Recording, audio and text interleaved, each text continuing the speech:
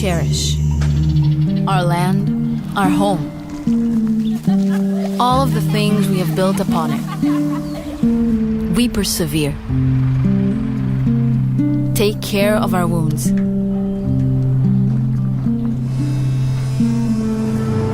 We never give up.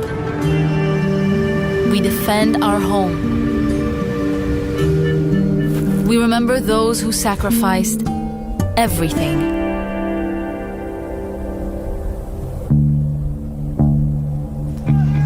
We keep fighting for the small moments that make life here worth everything. We lift each other up. In those small moments, we lean on each other because it is our duty to raise the spirit of a nation that never stops believing.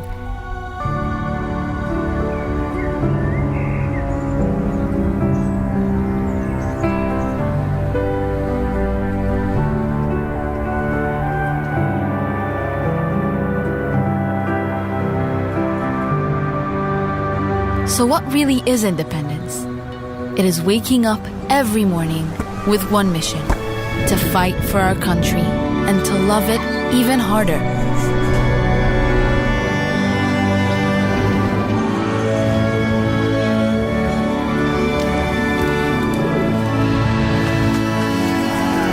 And if someone asks what independence is, just tell them. You have to live here to understand.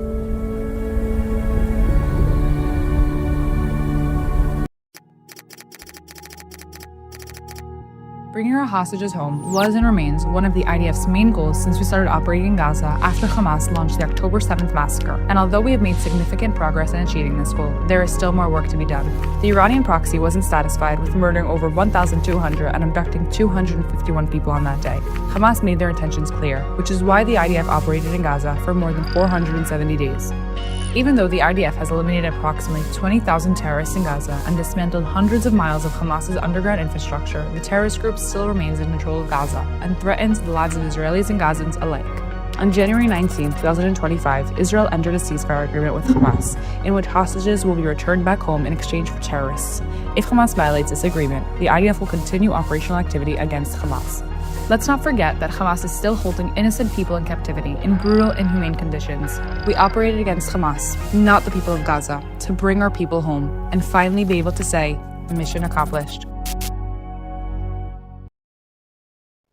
I'm here at the Kerem Shalom humanitarian crossing to personally show you what is happening with the humanitarian aid entering Gaza and to disprove any misinformation circulating online.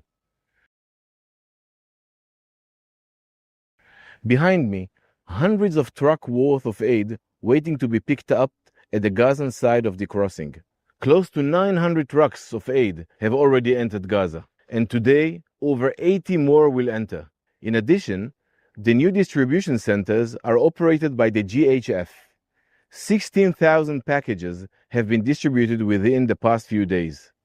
Each package is enough for an entire family for a week. The aid is being let through. But UN organizations prefer to cooperate with Hamas rather than with us. In the last few days, multiple aid distribution centers operated by the international aid organizations have been established in close cooperation with the United States and COGAT. 2 centers are working today, and the third will be ready in the coming days. This is a long-term program. As part of these efforts, the IDF continue to allow and facilitate the transfer of humanitarian aid through here, the Kerem Shalom crossing. As you can see behind me, almost 1,000 trucks were recently transferred to Gaza via the Kerem Shalom crossing, following a thorough security inspection. It is now on the UN and the international organizations to ensure its proper distribution. We must not forget who is the aggressor and who is responsible for this situation. Hamas has been stealing aid meant for civilians and starving the population for too long. Despite Hamas' continued and cruel abuse of the people of Gaza and their attempts at intimidation, Gazan civilians continue to arrive and receive assistance. The IDF will continue to facilitate humanitarian aid into Gaza, to provide for the humanitarian needs of the civilian population, while taking necessary steps to ensure that the aid does not reach the hands of Hamas and to those in need. Hamas starves the people of Gaza. Hamas loots the aid meant for Gazan civilians. Hamas continues to hold 58 of our hostages captive. This is what we are fighting for, the return of our hostages and to dismantle Hamas. On this day, 600 days ago, Hamas committed the brutal October 7th massacre. Terrorists infiltrated our communities. They murdered, mutilated, raped and burned thousands. They also kidnapped hundreds of our people. In response, we launched Operation Swords of Iron, vowing never again to allow Hamas or any enemy to threaten our people. For 600 days, we have fought with resolve, yet always with obedience to international law. Key terrorist leaders have been eliminated, from Yahya Sinwar to Mohammed Deif, among many others who orchestrated terror. In the northern arena, the IDF achieved a series of major achievements. Chief among them was the elimination of Hassan Nasrallah, the leader of the Hezbollah terrorist organization. Hezbollah suffered substantial blows to its capabilities. But every achievement on the battlefield reminds us of those who paid the ultimate price. We fight with the memory of our fallen brothers and sisters who gave their lives with bravery and purpose. Their sacrifice fuels our determination. This war is not over. We face threats on 7 fronts, and we are doing everything in our power to protect our people. The IDF remains steadfast in its mission to bring back our remaining 58 hostages held in captivity, to dismantle Hamas, and to eliminate all threats to our homeland. We will not rest. We will not stop. We will always defend and protect our people and our nation. I swear and commit to maintain allegiance to the State of Israel, its laws, and its authorities, to accept upon myself unconditionally, the discipline of the Israel Defense Forces, to obey all the orders and instructions given by authorized commanders, and to devote all my energies and even sacrifice my life for the protection of the homeland and the liberty of Israel. I swear. I swear. I swear. Why are we fighting this war? Because it is our duty to protect and to defend our people, our homes, and our future. We're fighting this war, but we didn't start it. On October 7th, Hamas terrorists killed over 1,200 civilians and took 251 hostage. Since then, our mission is clear. Bring every hostage home, defeat Hamas, make sure it never happens again. We shield our people, while Hamas uses their people as shields. That's the difference. The IDF is more than an army. We are sons, daughters, brothers, and sisters. We serve for something greater than ourselves. We operate to protect. This is why we fight.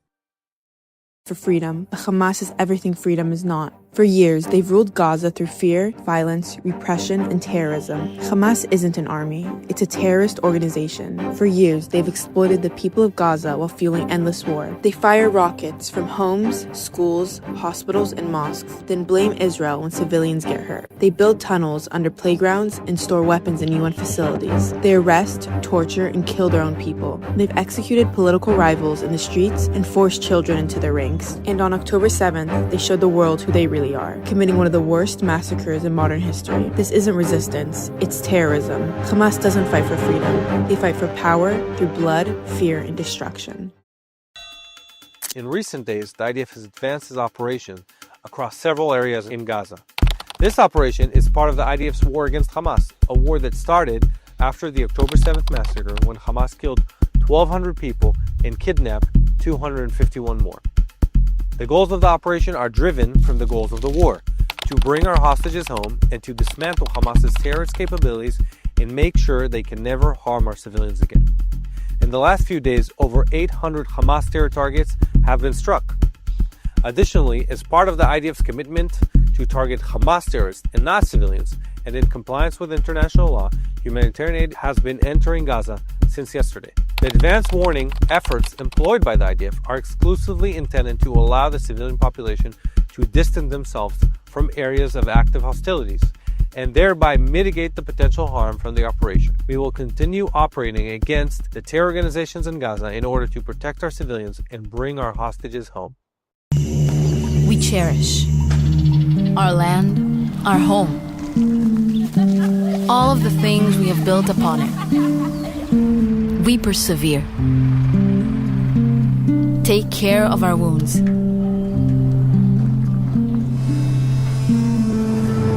We never give up. We defend our home. We remember those who sacrificed everything.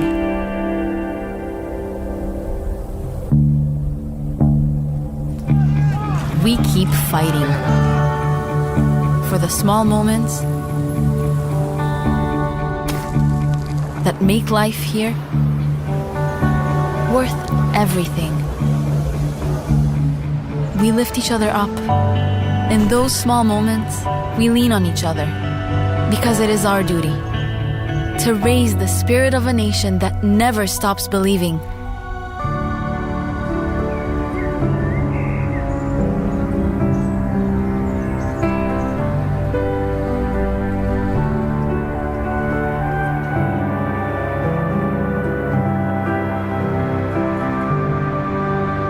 So what really is independence?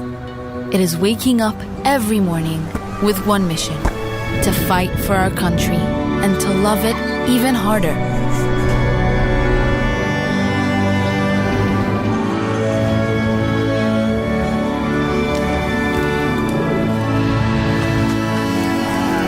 And if someone asks what independence is, just tell them. You have to live here to understand.